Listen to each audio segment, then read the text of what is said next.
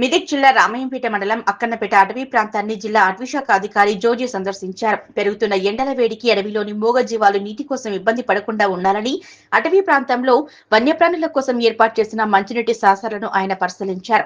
ఈ సందర్భంగా అడవికి ఆనుకుని ఉన్న చెరువులను సందర్శించి పక్షులు మరియు జంతువులకు నీటి సదుపాయం ఎంతవరకు అందుబాటులో ఉందో అధికారులను అడిగి తెలుసుకున్నారు. ఎండాకాలంలో జంతువులు జనావాసాల్లోకి రాకుండా అడవిలోనే నీటి లభ్యత ఉండేలా చూడాలని అధికారులను ఆదేశించారు. అనంతరం Ramayampet forest division FRO Vidyasagar మాట్లాడుతూ ఎండాకాలం దృష్ట్యా అటవీ ప్రాంతంలో అగ్ని ప్రమాదాలు జరిగే అవకాశం ఎక్కువగా ఉంటాయని ఆందోళన వ్యక్తం చేశారు. ప్రజలు అటవీ మార్గాల్లో ప్రయాణించేటప్పుడు ఎక్కడైనా మంటలు కనిపిస్తే వెంటనే అటవీశాఖ అధికారులకు సమాచారం అందించాలన్నారు. అడవిని రక్షించుకోవడం మన అందరి బాధ్యత అన్నారు. రామయ్యంపేట ఫారెస్ట్ డివిజన్ పరిధిలో వన్యప్రాణుల సంఖ్య గణనీయంగా ఉందని, ముఖ్యంగా చిరుతపులులు, ఎలుగుబంట్లు, మనుబోతులు వంటివి క్రూర మృగాల సంచారం అధికంగా ఉంటుందని వెల్లడించారు. అటవీశాఖ అధికారుల అనుమతి లేకుండా ఎవరైనా అడవి లోపలికి వెళ్తే జంతువుల దాడి చేసే ప్రమాదం ఉందని హెచ్చరించారు. నిబంధనలు అతిక్రమించి లోపలికి వెళ్లి ప్రమాదానికి గురైతే ప్రభుత్వం నుంచి ఎలాంటి సహాయ సహకారాలు అందవన్నారు. జలసాల మత్తులో కొందరు యువకులు ద్విచక్ర వాహనాలపై అడవిలోకి వెళ్లి అసాంఘిక కార్యకలాపాలకు పాల్పడుతున్నట్టు తమ దృష్టికి వచ్చిందన్నారు. అడవిని విహార కేంద్రంగా మార్చుకుని చట్ట విరుద్ధంగా పనులకు పాల్పడితే ఉపేక్షించేది లేదని, అటువంటి వారిపై కఠినమైన కేసులు నమోదు చేస్తామని విద్యాసాగర్ హెచ్చరించారు. ఈ తనిఖీ కార్యక్రమంలో అటవీశాఖ సిబ్బంది, అక్కన్నపేట గ్రామ సర్పంచ్ బక్కయ్య గారి యాదగిరి మరియు అధికారులు పాల్గొన్నారు.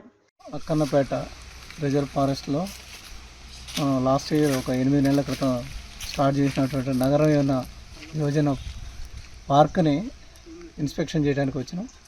ఇప్పటికీ గజబో, తర్వాత వాలు, chain link fencing almost all complete చేయడానికి వచ్చింది. దీనిలో భాగంగా ఒక టాయిలెట్ వర్క్, ఒక బ్యాలెన్స్ ఉంది. ఇంకోటి అర్బల్ గార్డెను, ఇంకొక గార్డెన్, ఈ 2 కంప్లీట్ అయ్యే స్టేజ్లో ఉన్నాయి. నెక్స్ట్ 45 to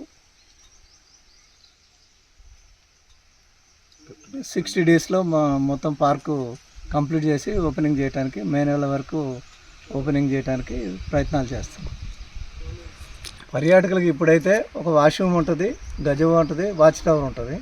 ప్రజెంట్ ముందు బడ్జెట్ని బట్టి మనం వేరే చిల్డ్రన్ కోసం, తర్వాత ఇంకేదైనా వాకింగ్ ట్రాక్ ఇవన్నీ వేయడానికి నెక్స్ట్ మే తర్వాత ప్లాన్ చేస్తాం. ఇప్పుడు ప్రజెంట్ అయితే ఇక్కడ లెపర్డ్, తర్వాత స్లాత్ బేర్ అవి మూమెంట్ ఉన్నాయి. ఫ్యూచర్లో ఇక్కడ ఒక సఫారీ వెహికల్ పెట్టి ఒక 10 కిలోమీటర్లు ఈ ఫారెస్ట్ ఏరియాలో సఫారీ చేయించడానికి కూడా ప్లాన్ చేస్తాం. ఇక్కడ ఇది ఆల్రెడీ మనకి పోచారం వైల్డ్ లైఫ్ అభయారణ్యం పక్కన ఉంది కాబట్టి దీనిలో కొత్తగా మనం ఇంట్రడ్యూస్ చేయడానికి ఏం లేవు. ఆల్రెడీ అవి మనం సేఫ్గా చూసినట్లయితే మన దగ్గరికే వస్తాయి యానిమల్స్. మా గౌరవ డిఎఫ్ఓ గారు అక్కన్నపేట బీటెందలి నగర వన యోజన పథకం కింద చేపట్టబడిన పనులను తనిఖీ నిమిత్తమై వచ్చినారు. వారు తగు సూచనలు, సలహాలు ఇచ్చినారు. మన ర్యాటిఫికేషన్ వర్క్స్ ఉంటే కూడా చేసుకోవాలి. అందులో భాగంగా వాచ్ టవర్ వర్క్ కానీ, గజోబా వర్క్ కానీ, అదేవిధంగా చైన్ లింక్ ఫెన్స్ వర్క్ కానీ, ఇవన్నీ వారి ఇన్స్పెక్షన్ చేయడం జరిగింది. వాటిలో తగు సలహాలు, సూచనలు చేయడం జరిగింది. దాన్ని పరిపక్వ నాణ్యత కూడా పాటించాలని మాకు సూచించినారు. అదేవిధంగా ముఖ్యంగా ఇప్పుడు మా అటవీశాఖ తరపున విన్నపం ఏంటంటే, ఈ వచ్చేది ఎండాకాలం కాబట్టి దయచేసి ప్రజలందరూ మా డిపార్ట్మెంట్కు సహకరించవలసిందిగా కోరుచున్నాము. ముఖ్యంగా ఏంటంటే, ఈ అడవిలో మంటలు పడే అవకాశం ఉంటుంది. మంటలు ఎక్కడైనా అంటే అడవిలో మన రోడ్లు వెంబడి కానీ ఎక్కడైనా వెంబటే దయచేసి మాకు అటవీశాఖకు సమాచారం ఇవ్వగలరని కోరుచున్నాము. అదేవిధంగా ఎక్కడైనా మీకు అగుపడిన మంటలను అక్కడనే ఆర్పే ప్రయత్నం కూడా ఒక సామాజిక బాధ్యత గుర్తెరిగి వెంబటి ఆర్పేస్తే మనం అడవులను కాపాడిన వాళ్ళం అవుతాము. ఎందుకంటే అడవులు అనేది ఒక సహజ సంపద, మానవాళికి ఎంతో ఉపయోగపడే సంపద. అడవిలో ఎన్నో రకాలైన జీవులు అంటే మన ఈ వన్యమృగాలు ఉంటాయి. వాటి యొక్క ఆవాసమే అది. అందులో అడవిలో మంటలు తేవడం వల్ల అవి బయటకు వచ్చే అవకాశాలు ఉంటాయి. దానివల్ల మన మానవ జీవనం కూడా కొంచెం డిస్టర్బెన్స్ అయ్యే అవకాశం ఉంటుంది. సో దయచేసి ఈ అడవిలో మంటలు పడకుండా చూడాలి. అది మా డిపార్ట్మెంట్ పరంగా మీకు ప్రజలకందరికీ విజ్ఞప్తి చేస్తున్నాము. ఎక్కడున్నా మీ సహకారం అందించవలసిందిగా కోరుచున్నాం.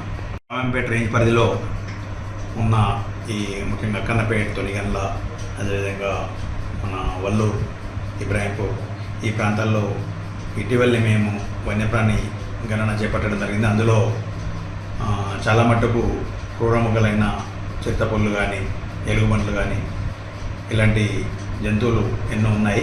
ఈ అడవిలో మంటలు పడడం వల్ల అవి బయటకు వచ్చి మన మానవాళికి చాలా ప్రమాదం ఏర్పడే అవకాశం ఉంటుంది. కాబట్టి దయచేసి ప్రజలందరూ కూడా సహకరించి మంటలు నార్పడంలో మా డిపార్ట్మెంట్కు తోడ్పాటు తీస్తారని ఆశిస్తున్నాను.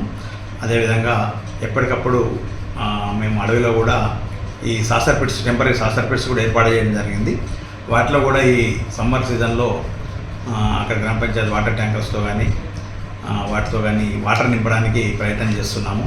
అదేవిధంగా ఎవరన్నా ఎన్జిఓస్ కానీ ఎవరన్నా వాలంటీర్ ఆర్గనైజేషన్ కూడా ఈ వన్యప్రాణులకు వాటర్ సదుపాయం అంటే నీటి సదుపాయం చేయుటకు మీ వంతు సహాయం కూడా చేయవలసిందిగా మా డిపార్ట్మెంట్ తరఫున కోరుచున్నాం. సో అతి ముఖ్యంగా మా అటవీ శాఖ తరఫున ఒక హెచ్చరిక ఏంటంటే, ముఖ్యంగా ఈ అక్కన్నపేట, తొనిగన్ల కానీ వల్లూరు ఏరియాలో కానీ చాలామంది బైక్ల మీద వెళ్తూ ఆ అటవీ ప్రాంతంలో వెళ్ళి అక్కడ కూర్చుండడము, డ్రింకింగ్ చేయడం అలాంటి ఇల్లీగల్ వర్క్ చేస్తున్నారు. దానివల్ల ఏంటంటే క్రూరమృగాలు వచ్చి వారిని అటాక్ చేసే అవకాశం ఉంటే దానికి మా డిపార్ట్మెంట్ పరంగా ఎలాంటి బాధ్యత వహించదు.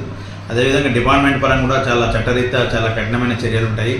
అడవిలో వెళ్ళి కూర్చోవడము, తాగడము, చేయడము, అక్కడ నిప్పు పెట్టడము ఇలాంటి చాలా సీరియస్గా తీసుకొని అటవీ చట్టరీత్యా మీ పైన కేసులు నమోదు చేసి మీకు జైలుకు పంపించడం జరుగుతుంది. దయచేసి బైకర్స్ ఎవరైతే ఉన్నారో ఈ పిల్లలు, ముఖ్యంగా ఎంగేజ్ పిల్లలు చాలా మటుకు ఇలాంటి పనులలో వాళ్ళు పాల్గొంటున్నారు. దయచేసి ఇలాంటి మానుకోవాలని నేను హెచ్చరిస్తున్నాను.